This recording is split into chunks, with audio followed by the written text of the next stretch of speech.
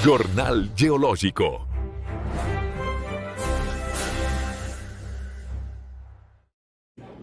Bom dia, estamos começando o Jornal Geológico. Eu sou Vinícius. Sou Amanda e vamos apresentar matérias sobre nanofósseis calcários. Boa noite.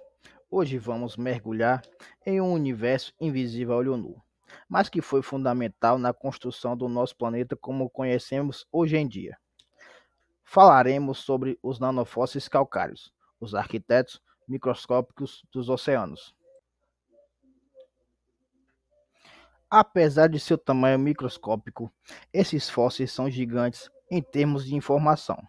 Eles nos fornecem as ferramentas mais precisas para datar rochas sedimentares, nos permitem reconstruir as condições climáticas de milhões de anos atrás e são guias essenciais na busca por recursos energéticos. Nesta reportagem, vamos explorar o que são, como os estudamos e por que eles são uma das ferramentas mais poderosas da geologia moderna. Então, o que exatamente são essas estruturas, né? Os nanofósseis calcários são, em sua grande maioria esmagadora, as suas placas fossilizadas, que é de um grupo de algas marinhas chamadas coccolithorífidos. Essas algas são organismos fossilizantes que flutuam na sua zona fótica dos oceanos, né? Onde há luz. Elas produzem dentro de suas células placas extremamente complexas de carbono de cálcio e os cocolitos, que são então externalizadas para formar uma armadura protetora da coscofera.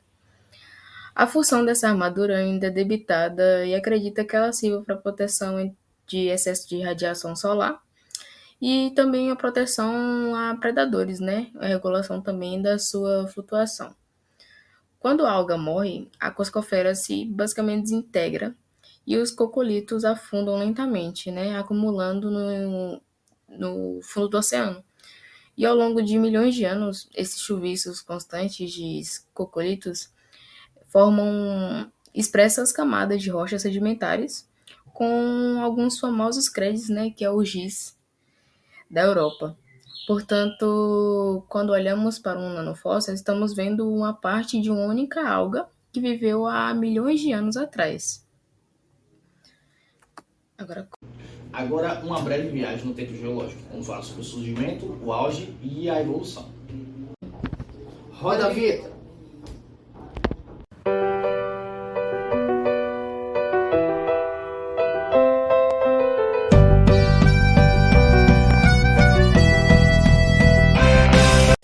Bom, a sua bioestratigrafia, né?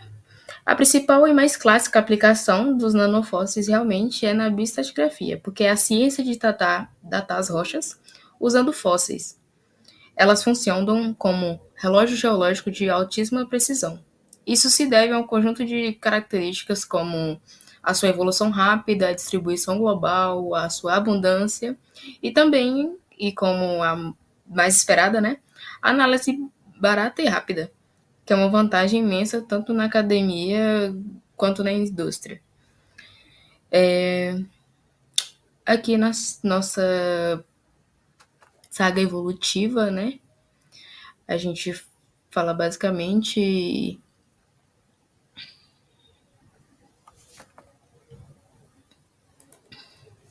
bom, a história dos nanofósseis é uma saga de inovação evolutiva, né, e as sobrevivências globais. Bom, na sua origem e evolução, né, surgiram no final do período Triássico, em cerca de 225 milhões de anos, e foram iniciadas simples e relativamente muito simples. Durante o Jurássico e o Cretáceo, eles explodiram em diversidade e abundância, né, dominando os oceanos. O Cretáceo Crédo é chamado assim por conta do crede, creta em latim. A rocha é branca, formada por conta das suas acumulações massivas e de esqueletos. São espécies, né, que eram onipresentes e resistentes. os impactos do asteroide no final do Cretáceo, há cerca de 66 milhões de anos, né, que causou a extinção de mais de 90% de toda a espécie de nanofósseis. E foi uma catástrofe ecológica. Bom, durante o Cenozoico também, vale lembrar que os sobreviventes lentamente diversificaram, né, dando origem às novas linhagens de nanofósseis calcárias. E no Eoceno, vimos também o auge da Discosteres, que é em forma de estrela, né? Que a gente é bem famoso, que a gente vai ver até no próximo slide.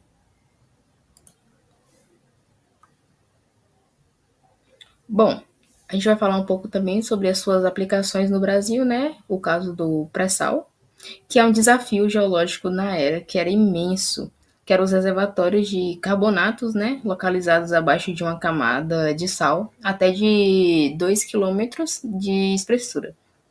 O sal deforma as ondas sísmicas, né, tornando a sua visualização e a datação das rochas abaixo dela extremamente mais difíceis ainda de identificar. E uma solução, assim, duas maiores soluções, né, que é os nanofósseis que foram encontrados nas finas camadas dos folhelos, depositando entre os reservatórios e nas primeiras camadas dos sedimentos marinhos, depositada logo acima do sal. E esses nanofósseis foram como o Eprolitos e Foralis, que dataram o fim da deposição do sal como um final do período eptiniano, né, que é do Cretáceo. E teve um impacto muito grande, isso permitiu calibrar toda o seu modelo geológico da bacia, como uma âncora, né, temporal, como os geólogos puderam correlacionar os poços de petróleo, perfurando a dezenas de quilômetros de distância a mais. E foi possível também confirmar a extensão de reservatórios para viabilizar todos os seus maiores esforços e exploratórios do mundo. E uma conclusão sobre isso maior foi que foi um trabalho de detetive, de micropaleontólogo, que valeu bilhões de dólares. E a sua maior importância, por fim, é que os nanofósseis vai além da academia, né, dos estudos acadêmicos, tendo impacto econômico diretamente muito significativo.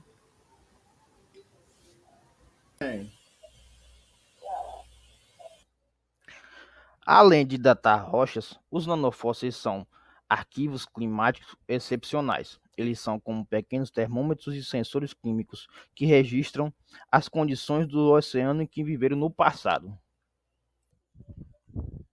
A temperatura da água é um dos principais fatores que controlam quais espécies podem viver e se desenvolver em uma determinada região. Espécies ornamentadas e complexas como os discosteres, em forma de estrela, são típicas de águas quentes e tropicais. Já espécies mais robustas, como os cocolitos pelágicos, dominam as águas mais frias de altas latitudes.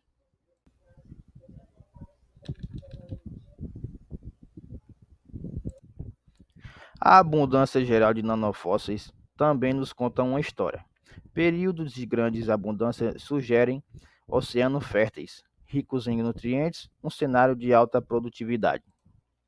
Isso também impacta o ciclo global do carbonato. Ao formar sua carapaça de carbonato de cálcio, ele sequestra o carbonato e, quando morre, esse carbonato é exportado para o fundo do mar, um processo conhecido como bomba biológica de carbonato.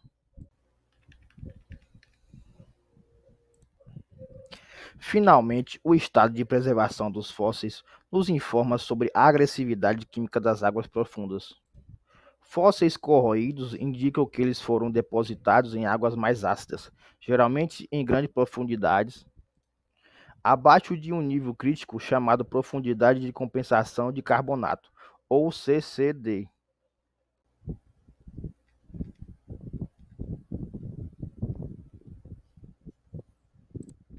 Ao olharmos para o futuro, os nanofósseis continuam no centro de questões científicas cruciais. A principal delas é a acidificação dos oceanos. À medida que a atmosfera absorve mais CO2, os oceanos também o fazem, o que reduz seu pH, tornando a água muito mais ácida. Isso é uma péssima notícia para organismo que constrói suas carapaças de carbonato de cálcio. A água mais ácida literalmente dissolve suas conchas ou, no mínimo, exige que elas gastem muito mais energia para construí-las.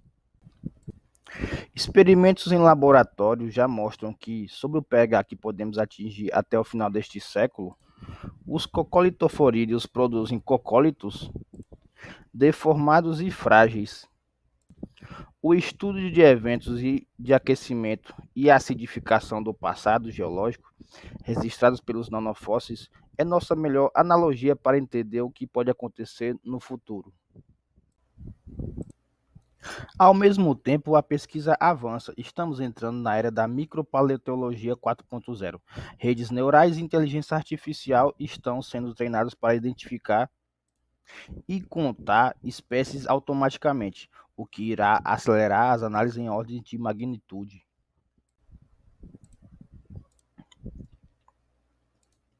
Além disso, as técnicas de geoquímica estão se tornando tão precisas que podemos analisar a composição de isótopos e elementos traços de cocólitos individuais para criar reconstruções climáticas com uma resolução sem precedentes. Nas imagens aqui, a gente vem mostrar exemplos de cocólitos, né? O A o normal, o B o mal formado, o C o incompleto e o D o incompleto e mal formado, né? Isso acontece por conta da acidez do oceano. Dei play. Então é isso, pessoal. Esse foi o estudo sobre nanofósseis calcários. Boa tarde. E boa noite. Obrigada a todos.